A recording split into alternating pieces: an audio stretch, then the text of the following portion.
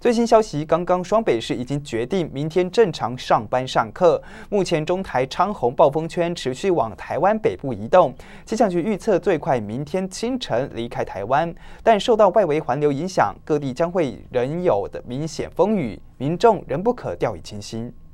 预计今天晚上到明天上午之间，依旧是昌洪台风距离我们台湾最接近的时候。中台昌洪暴风圈今天傍晚接触到台湾陆地，掠过台湾东北部鼻头角、台湾中部以北以及东北部地区，风雨持续中。未来如果它的移动路径持续有偏北的趋势的话，气象局也不排除它的暴风圈有可能会比预估的时间还要提前离开台湾本岛陆地。气象局预测，昌洪台风最快明天清晨离开台湾。不过，昌洪台风带来雨量惊人，从9日凌晨到今天下午5点，新竹以北山区累计雨量都达到200毫米以上。累计雨量最高的是新竹鸟嘴山357毫米，其次台北竹子湖295毫米，苗栗泰安245毫米，新北统后也有220毫米。彭佳屿、兰屿和梧栖分别有12到10级的阵风，基隆北海岸也达8米以上的浪高。入夜以后，南部地区也会因为风向转为偏西南西风到西南风的关系，变成迎风面。